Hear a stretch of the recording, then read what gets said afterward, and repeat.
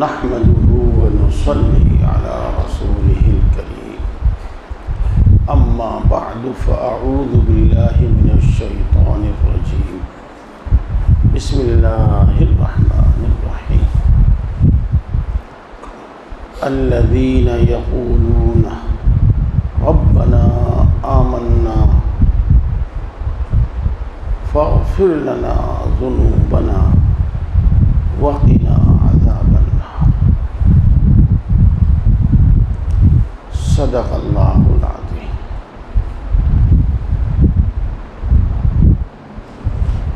محترم بزرگوں اور دوستوں، الحمدللہ بہت زمانے سے، پتہ نہیں کئی سال ہو گئے، مجھے 6-7 سال ہو گئے مسلسل ہر مہینے یہاں آتے ہوئے، اور فجر کے بعد مؤمنین کی صفات، مسلمانوں کی صفات اللہ رب العزت نے قرآن پاک میں بیان فرمایا کہ مومن کیسے ہوتے ہیں، مسلمان کیسے ہوتے ہیں، ان کا کیا عمل ہوتا ہے، ان کی کیا عادتیں ہوتی ہیں، مؤمنین کی صفات۔ اب تو بات سمجھ میں آ گئی ہوگی۔ اللہ رب العزت نے قرآن پاک میں بہت کثرت سے یہ بات بیان فرمائی ہے۔ اس وقت جو میں نے ایک آیت شریفہ آپ کے سامنے پڑھی ہے، اس میں بھی اللہ رب العزت نے اپنے نیک بندوں کی ایک صفت بیان فرمائی ہے۔ کیا؟ الذین یقولون ربنا اننا آمنا فاغفر لنا ذنوبنا وقنا عذاب النار۔ اے اللہ، وہ یوں کہتے ہیں، اللہ نے فرمایا میرے نیک بندے یوں کہتے ہیں۔ یہ تو یہ ترجمہ کر لو، یقولون کا ترجمہ یہی ہے، یہ یوں ترجمہ کر لو، وہ یوں دعا کرتے ہیں، وہ یوں دعا کرتے ہیں۔ بات پھر بھی ایک ہی ہے۔ کس طرح دعا کرتے ہیں؟ اے اللہ، ہم ایمان تو لے آئے، اب آپ ہمارے تمام گناہ معاف کر دیجیے اور ہمیں آگ کے عذاب سے بچا لیجیے، جس کو ہم جہنم سے یاد کرتے ہیں زیادہ۔ اللہ نے جہنم کے لیے، جہنم کا لفظ بھی اس کے لیے استعمال کیا ہے۔ تو وہ یوں کہتے ہیں، الذین یقولون ربنا اننا آمنا فاغفر لنا ذنوبنا وقنا عذاب النار۔ ترجمہ ایک بار پھر سن لیجیے گا۔ میرے نیک بندے ایسے ہوتے ہیں جو یوں کہتے ہیں، یوں دعا کرتے ہیں، اے اللہ، اے ہمارے پالنے والے، اے ہمیں پیدا کرنے والے، ہم ایمان تو لے آئے،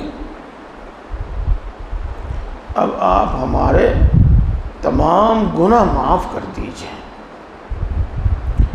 اور ہمیں آگ کے عذاب سے، جہنم کے عذاب سے بچا لیجئے۔ میرے دوستوں، اس وقت آدھا گھنٹہ میں اس کے لیے بہت زیادہ واقعات اور قصے نہیں سنا پاؤں گا۔ ہاں، قرآن پاک کی آیتوں ہی کا ترجمہ کروں گا۔ یہ سورہ آل عمران کی ایک آیت شریفہ ہے۔ اسی سورہ آل عمران کے آخری رکوع میں بھی اسی طرح کی بات ہے۔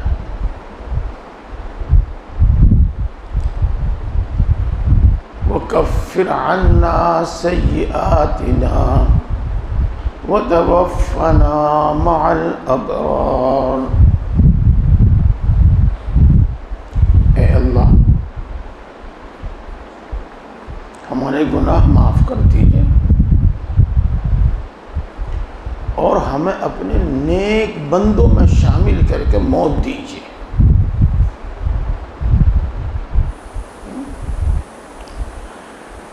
ربنا انک من تدخل النار فقد اخزیتہ۔ اے اللہ، اے ہمارے پیدا کرنے والے، اے ہمیں پالنے والے، جس کو تو نے جہنم میں داخل کر دیا بس اس کو تو نے رسوا کر دیا۔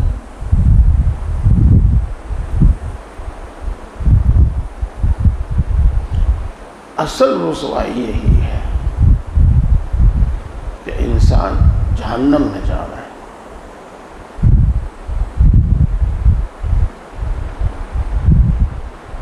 دوستو، ہم نماز میں ہمیشہ ایک دعا پڑھتے ہیں، اللہم انی ظلمت نفسی ظلما کثیرا۔ اے اللہ، میں نے اپنے اوپر بہت ظلم کیے ہیں۔ آدمی اپنے اوپر بھی ظلم کرتا ہے، ہاں، لیکن اسے احساس نہیں ہوتا، جان بوجھ کے اپنے اوپر ظلم کرتا رہتا ہے۔ وہ ہے کیا ہے ظلم؟ ایسے کام کرنا جن کی بنا پر وہ عذاب کا مستحق ہوگا، سزا کا مستحق ہوگا۔ ایسے کام کرنا خود اپنے اوپر ظلم ہے۔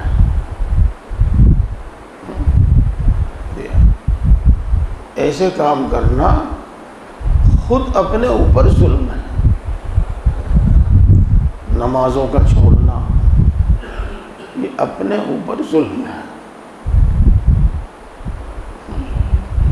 زکوٰۃ ادا نہ کرنا یہ اپنے اوپر ظلم ہے۔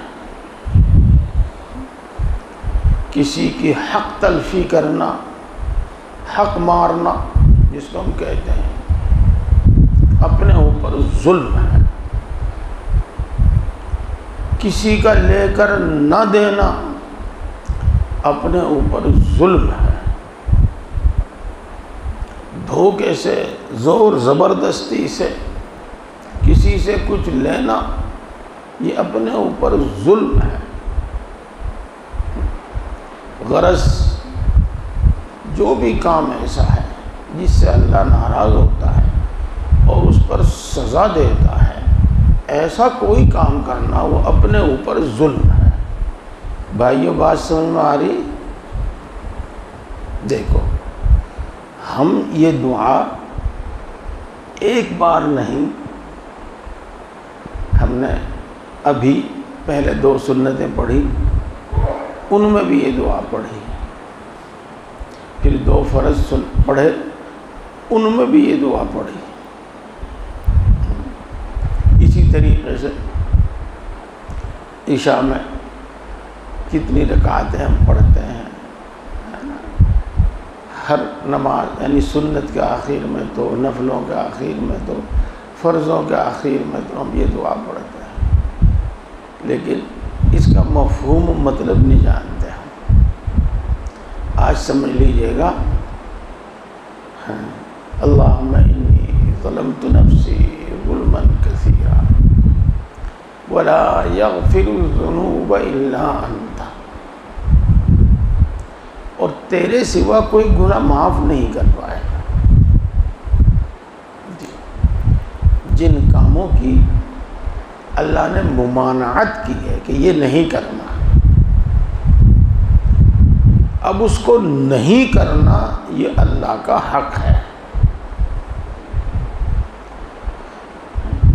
اور اللہ ہی معاف کرے گا اپنا حق۔ آگے کیا ہے؟ وَلَا يَغْفِرُ الذُّنُوبَ إِلَّا أَنْتَ فَاغْفِرْ لِي مَغْفِرَةً مِّنْ عِنْدِكَ وَارْحَمْنِي۔ تیرے سوا کوئی معاف نہیں کر سکتا، لہذا آپ معاف فرما دیجئے اور محض اپنے فضل سے معاف فرما دیجئے، مغفرۃ من عندک، اور مجھ پر ترس کھا لیجئے۔ ورحمنی کا ترجمہ کیا میں نے، ورحمنی، اور مجھ پر ترس کھا لیجئے۔ تو دیکھو دوستو، ہم ہر نماز میں پڑھتے ہیں اس کو، باقی ہمیں یہ معلوم نہیں کہ ہم کیا پڑھ رہے ہیں۔ اس سے بھی میں آپ کو یہ بتانا چاہتا ہوں کہ مؤمنین کی صفت ہے اللہ سے اپنے گناہ معاف کرانا، جس کو ہم کہتے ہیں استغفار، یہ مؤمنین کی صفت ہے۔ اور آگے کیا ہے اس میں؟ ربنا آتنا فی الدنیا حسنہ وفی الآخرۃ حسنہ وقنا عذاب النار۔ یہی ہے نا بھائی، اے اللہ تو ہمیں دنیا میں بھی بھلائی عطا فرما اور آخرت میں بھی بھلائی عطا فرما، اور ہم کو جہنم کی آگ سے بچا، وقنا عذاب النار، ہم کو آگ کے عذاب سے بچا۔ یہاں بھی وہی ترجمہ ہے۔ دوستو، بس میں انہی باتوں پر اکتفا کرتا ہوں، انہی باتوں پر اکتفا کرتا ہوں، اور میں آپ سے عرض کر دوں پھر کہ اپنے گناہوں کی معافی اللہ سے مانگنا، بلکہ یوں کہو اب اللہ سے اپنے گناہوں کو معاف کرانا، جو بھی اس نے معاف کرنے کا طریقہ رکھا ہے اس طریقے سے اللہ سے اپنے گناہ معاف کرانا، اور جہنم سے، جہنم کی آگ سے ڈرتے رہنا، اور جہنم کی آگ سے بچنے والے، بچانے والے عمل کرتے رہنا، اور جہنم سے، جہنم کی آگ سے بچنے کی دعا کرتے رہنا، یہ مؤمنین کی صفت ہے۔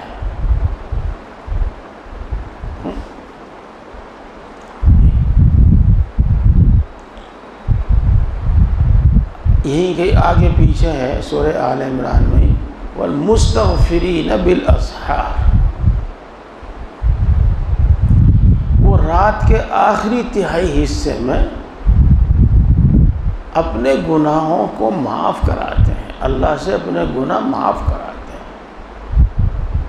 جو بھی طریقہ ہے معاف کرانے کا، اور اللہ نے معاف کرنے کا جو بھی طریقہ بتایا ہے اس طریقے سے اپنے گناہ معاف کراتے ہیں۔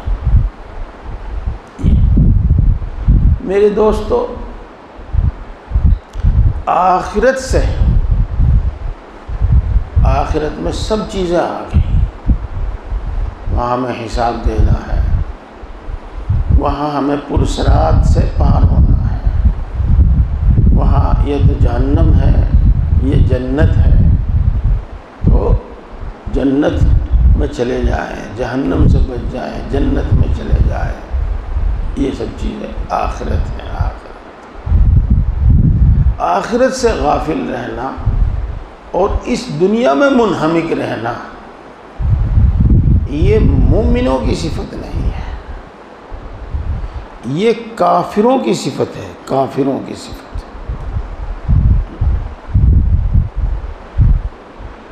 إِنَّ هَٰؤُلَاءِ يُحِبُّونَ الْعَاجِلَةَ وَيَذَرُونَ وَرَاءَهُمْ يَوْمًا ثَقِيلًا۔ اللہ نے کافروں کی صفت بیان کی کہ یہ ایسے ہیں کہ یہ جلد آنے والی زندگی کو پسند کرتے ہیں، محبوب رکھتے ہیں۔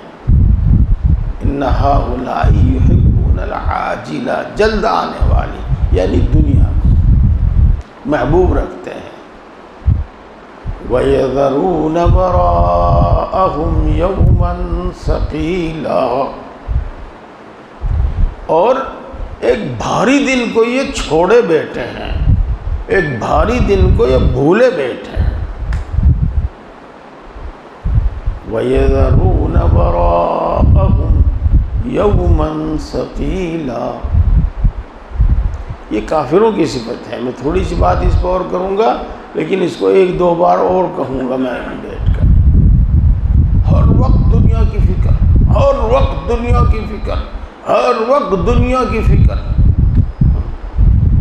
نہ نماز کے نہ روزے کے، نہ جھوٹ سے بچنے کی فکر، آ جاوے جیسے بھی آوے آ جاوے، نہ سود سے بچنے کی فکر، نہ رشوت سے بچنے کی فکر، آ جاوے۔ بچہ نہ قرآن پڑھے، نہ دینی باتیں پڑھے، اور بس صبح کو اس کو ٹائی لگاؤ اور بٹھاؤ گاڑی میں، بس دنیا کی تو فکر ہے، اس کی فکر بالکل نہیں ہے کہ اس کے ایمان کا کیا ہوگا۔ جب یہ دین کو نہیں جانے گا تو دین پر عمل کیا کرے گا؟ بس فخر ہے اس پر، فخر ہے اس پر۔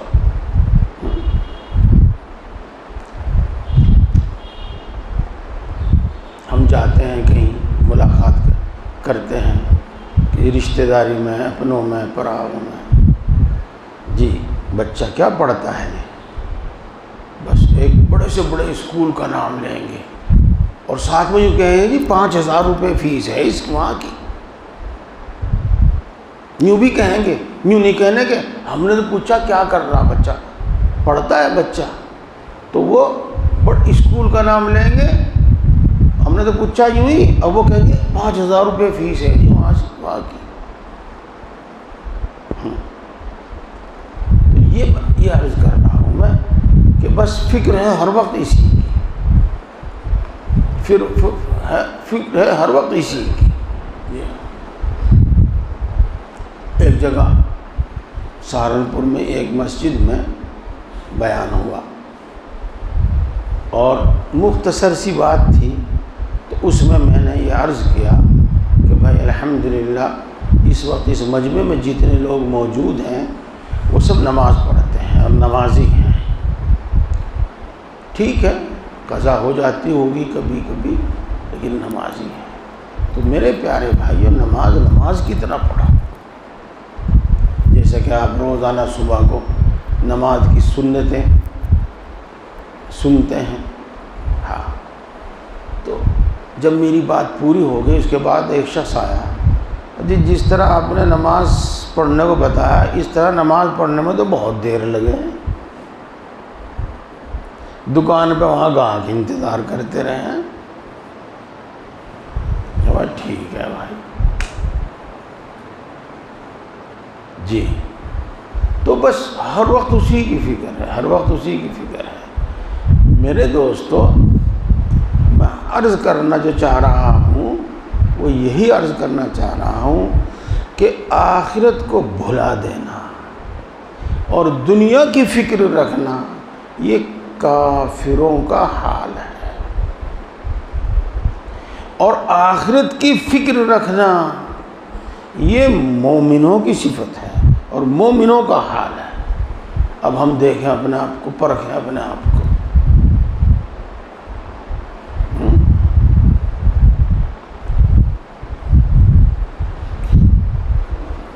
وہ بس ایک مختصر سی بات بتا رہا ہوں، وَيَذَرُونَ وَرَاءَهُمْ يَوْمًا ثَقِيلًا، بھاری دن کو چھوڑے بیٹھے ہیں، بھولے بیٹھے ہیں۔ کتنا بھاری دن ہے وہ۔ ایک جگہ اللہ تبارک و تعالیٰ نے ارشاد فرمایا کہ وہ ایک دن 1000 سال کے برابر ہے۔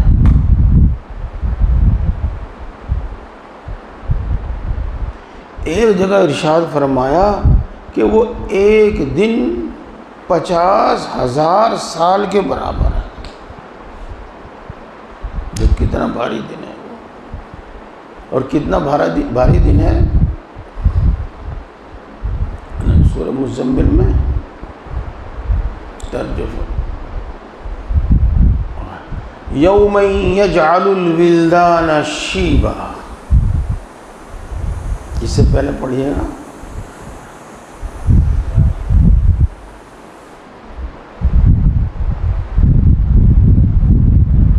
ہاں چلو بس چلو یہی سے یوم یجعل الولدان شیبا، وہ ایسا دن ہوگا جو بچوں کو بوڑھا کر دے گا۔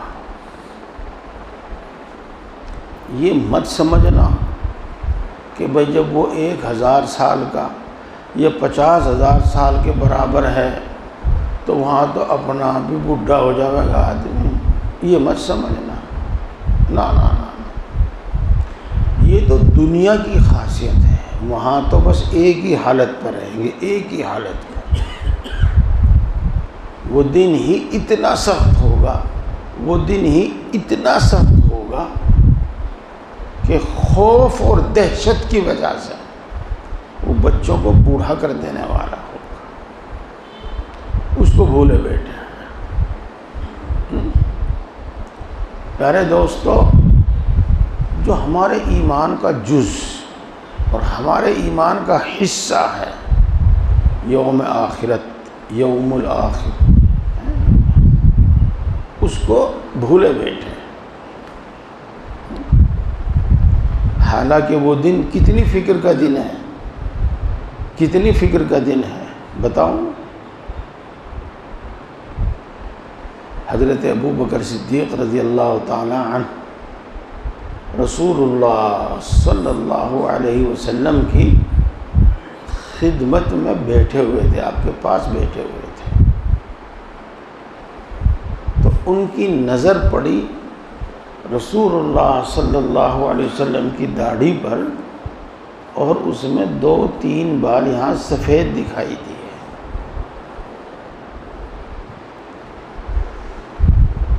صحابہ، تمام ہی صحابہ اور حضرت ابو بکر صدیق رضی اللہ تعالی عنہ تو کتنے عاشق تھے، تو یہ خیال کر کے کہ بڑھاپا آ گیا، اور یہ خیال کر کے کہ بوڑھاپے میں تو آدمی اللہ کو پیارا ہو ہی جاتا ہے، حضرت ابو بکر صدیق رضی اللہ تعالی عنہ کا دل بھر آیا، آنکھیں ڈبڈبا گئی، اور عرض کیا، اے اللہ کے رسول، آپ پہ تو بڑھاپا آ گیا، بال سفید ہونے لگے۔ تو سنو پیارے بھائیو، 1 منٹ مجھے دیکھو، میری طرف دیکھو، کیا فرمایا کہ مجھے سورہ ہود نے بوڑھا کر دیا، مجھے اذا الشمس کورت نے بوڑھا کر دیا، مجھے سورہ مرسلات نے بوڑھا کر دیا۔ جو ابھی نماز میں پڑھی گئی ہے، اذا الشمس کورت، کہ اس نے مجھے بوڑھا کر دیا۔ ان صورتوں میں کیا ہے؟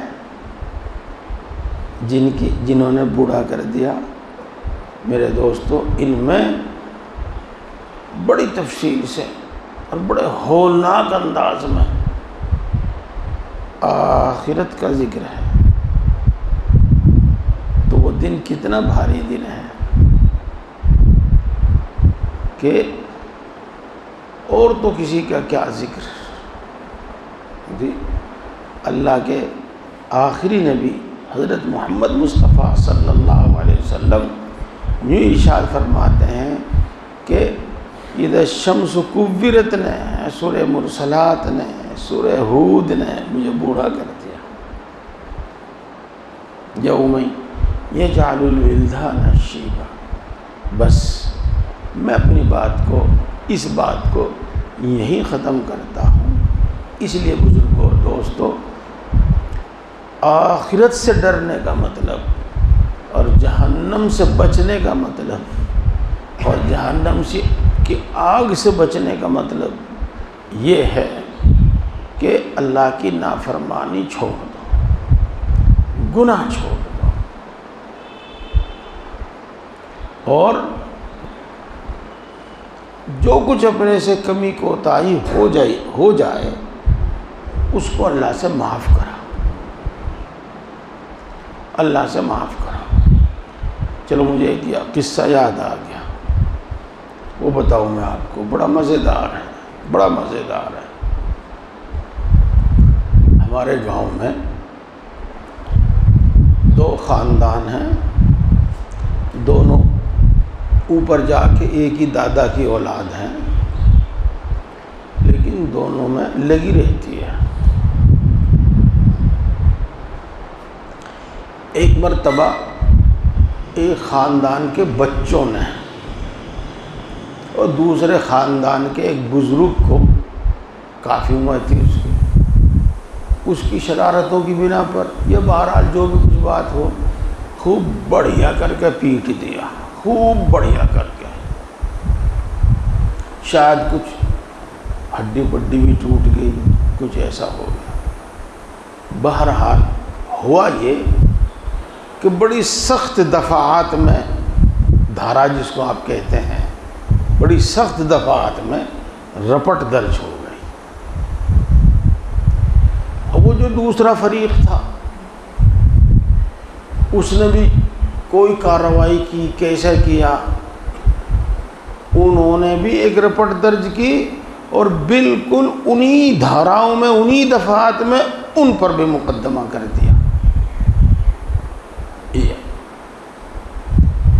اور مختصر کلام یہ کہ وہ بھی اڑے رہے اور ان میں سے کوئی دفعہ نہیں کٹی، کوئی دھارا نہیں کٹی، اور وہ بھی اڑے رہے، ان میں سے کوئی دھارا نہیں کٹی، اور مقدمہ چلتا رہا۔ چلا جب تک چلا مقدمہ، اب مقدمے کو ایک دن فیصلہ تو ہونا ہی تھا۔ اب انہوں نے دونوں فریق کو یہ نظر آ گیا کہ اب ہمیں دونوں کو ہی جیل جانا ہے، اور کتنے کتنے سال کی سزا ہوگی، 10 سال کی، 12 سال کی، 5 سال کی، وہ دفعات کے مطابق تھا، اور دونوں ہی فریق کو ہوگی۔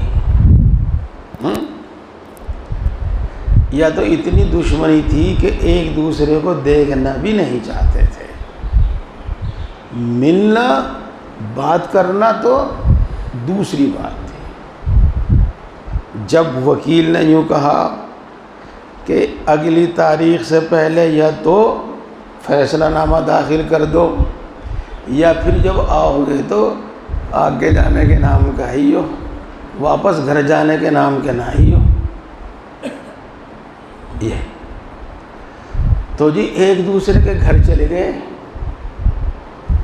اور بیچ میں ایک شخص کو ڈال کے اور فیصلہ نامہ لکھ کے اور وہ جمع گیا وہاں سے۔ یہ ہو ڈر، یہ ہو ڈر۔ تو آخرت سے ڈرنے کا، بچنے کا طریقہ یہی ہے کہ اپنے گناہ معاف کرنا۔ پیارے بھائیوں، موقع ہے، یاد کرو میری کتنی نمازیں چھوٹ گئی، انہیں پڑھنی شروع کر دو۔ معافی کا مطلب اور معاف کرانے کا مطلب یہی ہے، یہ نہیں کہ صرف توبہ توبہ اللہ معاف کر دے یوں کرتے رہنا، نہیں، جتنی نماز چھوٹ رہی ہے انہیں سوچو اور پوچھو کس طریقے سے ادا کرنی ہے اور ادا کرو۔ جتنے روزے چھوٹ رہے ہیں انہیں رکھو، جی جتنے اپنے اوپر زکوٰۃ باقی ہے زکوٰۃ ادا کرو۔ میں نے روزوں کے بارے میں نماز کے بارے میں تو بتایا تھا، آج زکوٰۃ کے بارے میں کہتا ہوں، بتاتا ہوں۔ اور طریقہ یہی ہے، بتایا تھا میں نے اس شخص کو، وہ اسی کے مطابق کر رہا ہے۔ اب جتنی زکوٰۃ اس کی سالانہ بنتی ہے وہ تو وہ ادا کرتا ہے، اور پچھلا حساب لگایا اس نے، اور پچھلے حساب میں سے ہر مہینے 1000، 2000، 1500، 1000، 2000، 1500، ملازم آدمی ہے وہ، اپنی تنخواہ میں سے زکوٰۃ ادا کرتا رہتا ہے، وہ زکوٰۃ جو پچھلی اس کے ذمہ ہے۔ یہ تو میرے بھائیوں، اس غفلت میں نہ رہو کہ جو ہو رہا بس ہو رہا، نہیں پیارے بھائیوں، معاف جب ہی ہوں گے کہ یہ پچھلی زکوٰۃ اپنے ذمہ ہے وہ دے دو، 100 روپے کر کے دے دو، 1000 روپے کر کے دے دو، حساب لکھتے رہو۔ ہاں، جن کے ذمہ حج فرض ہے اور عمرہ کر کے گھر بیٹھ گئے، اللہ کا گھر تو دیکھ آیا ہے جی میں، اللہ کا گھر دیکھنے والی بات تھوڑی ہے، یہ تھوڑی کہا اللہ میں نے میرے گھر دیکھ آؤ، یوں کہا حج کرو۔ جی بھائی، جن کے ذمہ حج ہے، فرض ہو گیا تھا نہیں کیا، اب بھی گنجائش ہے تو حج کرو۔ ہاں، گھنٹی بج گئی ہے، وقت ہو گیا ہے، میں بات ختم کر رہا ہوں۔ یہ تو میرے بھائی بہت آسان ہے، کر بھی لیں گے کرنے والے۔ اور ایک بات جس پہ آدمی آمادہ نہیں ہوتا، جو ہم سے مسئلے پوچھتے رہتے ہیں نا، ان سے پتہ چلتا ہے، اجی میں نے فلاں کے 1000 روپے مار لیے تھے، 10,000 روپے مار لیے تھے، وہ تو مر گیا، اب میں وہ دینا چاہتا ہوں، کس طرح کروں؟ میں مسجد میں دے دوں، اس کا ثواب اس کو پہنچ جائے گا؟ مگر نہیں، مسجد میں نہیں دینا، وہ تیرے ذمہ قرض ہے، پہلے تجھے وہ اسی کو دینے تھے، اب تو ان کے وارثوں کو دے۔ مسجد میں دینے سے ادا نہیں ہونے کا، مدرسے میں دینے سے ادا نہیں ہونے کا، قرض خیرات سے ادا نہیں ہونے کا، جس کے وہ پیسے ہیں انہی کے وارثوں کو دے۔ اب یہ تو بڑی شرمندگی سی ہوگی، اب تو دیکھ لے، اس کے علاوہ کوئی راستہ نہیں ہے، اس کے علاوہ کوئی راستہ نہیں ہے۔ جی پیارے بھائیوں، میں پہلے ہی کہا تھا، میں نے ایک مختصر وقت میں واقعات نہیں سنا سکتا۔ جی حضرت مولانا رشید احمد صاحب گنگوہی رحمۃ اللہ علیہ، آپ کے پاس میں یہ گنگو لکھا ہے کہ ان کے والد صاحب میں زیادہ کچھ احتیاط نہیں تھی، اور واقعی اس زمانے کا ایک دستور چلا آ رہا تھا، عام دستور چلا آ رہا تھا کہ 10,000 روپے دے، 10,000 کہاں تھے اس زمانے میں، 1000 روپے دے دیے اور مکان رکھ لیا، جب 1000 روپے دے دے گا مکان چھوڑ دے گا، 1000 روپے دے دیے، 10 بیگھے 20 بیگھے زمین رکھ لی، رہن جس کو کہتے ہیں۔ جو بیچارہ آج اتنا مجبور ہے کہ وہ مکان رکھ کے، دکان رکھ کے پیسے لے رہا ہے، تو پھر کہاں سے آئیں گے اس پہ جو وہ مکان چھڑا لیں؟ پھر کہاں سے آئیں گے اس پہ جو زمین چھڑا لیں؟ الا ماشاء اللہ، نہیں تو اکثر و بیشتر وہ مکان اسی کا ہو جاتا ہے، وہ زمین اسی کی ہو جاتی ہے۔ یہ تو پتہ نہیں، بہت سارے مکان، بہت ساری زمین اسی مد کی تھی۔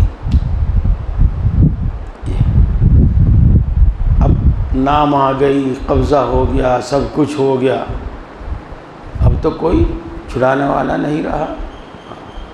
لیکن حضرت نے